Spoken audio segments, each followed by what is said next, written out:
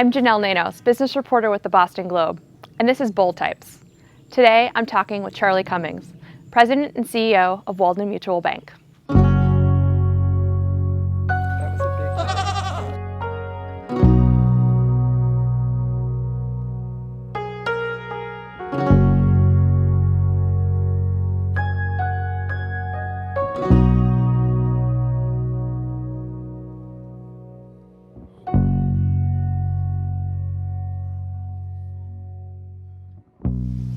Hi, Charley. Thanks so much for having us come today to see you here out of this gorgeous blueberry farm.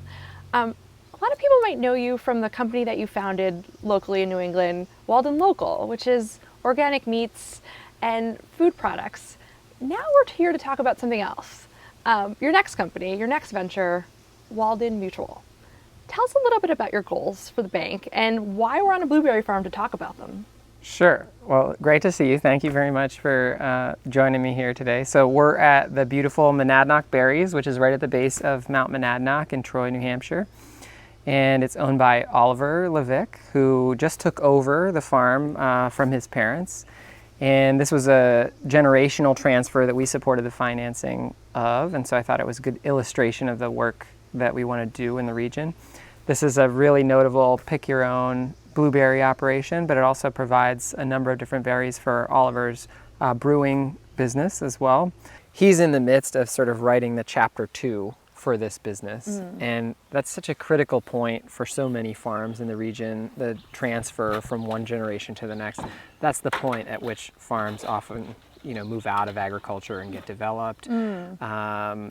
Because it's such a sort of critical point that's fraught with all kinds of issues. Do you have kids that are interested in the business? Do you have kids that are qualified for the business? Sure. And do you have a financing partner that's willing to help facilitate that transition? So that's sort of what was our role in partnering with Oliver on this. Well, and it's an exciting time for you as well. You've been now working on establishing Walden Mutual as a bank for about a year or a little longer. And what you want to do with Walden Mutual is really different from traditional banks. And I wanted you to explain a little bit about what you're hoping to accomplish and who you're hoping to serve. Yeah, so the core belief behind Walden Mutual Bank is that anyone can make positive change to this local food ecosystem by something as simple as placing your dollars in a deposit account. And part of where that idea comes from is it turns out where your idle savings dollars spend the night, so to speak, is in fact very impactful, way more impactful than where you buy your clothing or where you buy your food, because those dollars are then being lent out to someone else. And in many cases, it's lent out to fossil fuel developers, tar sands oil, all kinds of things you may or may not support as a depositor. And in our case, we're offering depositors a positive alternative in lending to businesses like this that have a very obvious ecological, environmental, economic, even cultural set of outcomes for the people who live here in the region. So part of the reason why I'm so fascinated about what you're doing here is that this is not necessarily new. This is the first mutual bank charter in 100 years, but this is actually historically how banks used to run. Tell me a little bit about learning about the history of mutual banking and how and where that inspired you to also build this. Yeah, so mutual banking is this 200-year-old construct in which the depositors of the bank are the ultimate owners of the bank. And in financial services, irrespective of the social impact mission and sort of impact we're trying to have in the broader world, there is some innate appeal to saying to someone, hey, there's no one else here. We work for you and in your best interest as a depositor. Sure.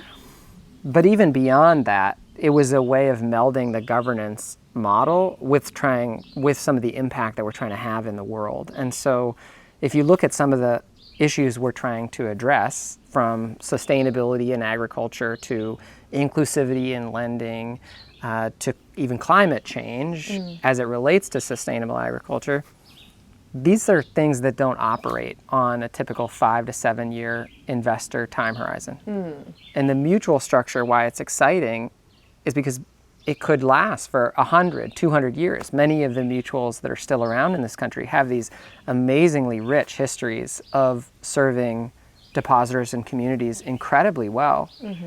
And for a number of reasons, they've fallen out of favor recently and are very much in need of this sort of reinvigoration for the modern era. These are institutions that predate the construct of shareholder value is the most important thing for you as a manager. And in fact, they were designed to deliver something much more complicated called stakeholder value, which is essentially holistically looking at all of the stakeholders of a business, not just shareholders alone, and understanding your impact on your employees, your surrounding community, your environment, your vendor relationships, and really developing the business in a much more holistic way. That's what this organizational structure was designed to do. And so in an era where many folks are looking at this dogma of shareholder value and saying, hey, is this really the best way to structure a company? It struck me as just a really ideal time to try to reinvigorate this age-old model. You know, I think of, agriculture right now, and we were talking a little bit earlier about how drought can be a really big impact on how viable a production is. Talk to me a little bit about how climate change factors into these conversations as you're talking to borrowers and as you're talking to potential customers. Yeah, great question. So climate change is a part of our underwriting just from a risk perspective, but there's also so many risk mitigations that you can put in place, and the most obvious one is the sustainable methods of production that we're sort of advocating for are often very significant mitigants for drought or significant weather events of the opposite kind. In that, so for example, just the use of compost.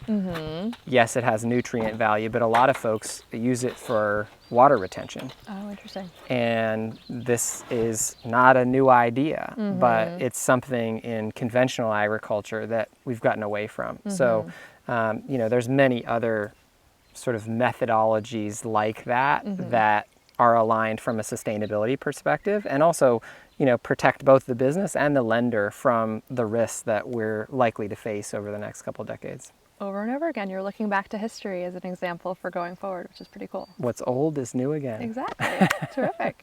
So having worked so closely with so many different farms as you were growing Walden Local, what were some of the themes that kept coming up in terms of the challenges that they were having in accessing financing from banks? Well, a lot of these farms and businesses are doing things differently than their parents' generation, which is obviously part of the story here at Monadnock. Is Oliver's writing his chapter 2 as much as he's writing the properties chapter 2.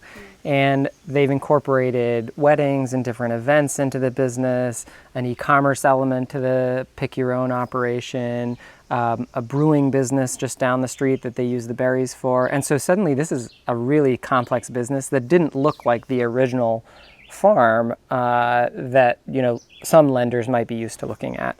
But food is also hard in general for a traditional lender. You have perishable inventory. Obviously, you have a health and safety regulatory regime that is quite different than a normal business. And you also have these co-packing relationships where often people don't own the production of whatever it is they're producing in-house and rely on these types of partnerships. All of those things combined to sort of make underwriting to these businesses a lot more difficult. And so we're trying to bring a set of people that really understand the unique nature of food and agriculture businesses and develop a real practice area around that, and hopefully offer people the opportunity to be part of this larger ecosystem, sort of symbiotically fuels itself. So tell me a little bit about your status now. You've gotten some preliminary sign off from FDIC. Take me through the next couple of months. Where are you at in terms of actually getting the bank up and running? Yeah, so earlier you asked me, what business I have being the person to do this. And the truth is none, but I was able to assemble an amazing team of folks that have really deep experience in banking and also from outside the industry. And it's that combination that has, I think, pushed us to innovate in various areas. So it was an amazing team milestone for us to get our charter about 2 weeks ago now, which is Okay. the first new mutual bank charter granted in 50 years in any state and 100 in New Hampshire. Congratulations. Thank you. So that was a big deal. Huge. So the next step is to open the bank. So our target is August. Great. And we've got to raise the rest of the capital in order to do that. And so part of that is appealing to our broader community here to participate in this offering, even at amounts as low as $5,000 at a time. Talk to me a little bit about what your long-term impact is here. You know, clearly you want to be able to support agricultural businesses locally, but 10 years out, where do you see yourself? So this region of the country has this amazing opportunity to be a Silicon Valley-like ecosystem of enterprises that are really moving the needle on a different model for sustainable food and agriculture. This is the only area in the country in which the average age of farmers is actually declining. The size of farms is declining and the number of farms is increasing. So those are all indicative of folks getting into a new and different type of agriculture for the first time. And so we have a real claim to the Chapter 2 for local agricultural systems here in the Northeast. And we're excited to, be a connection point in building that ecosystem over the next few years. I love it. Well, thank you so much for getting me out of the office and letting me visit this beautiful farm and for doing the work you're doing. Thanks so much for joining me. It was fun.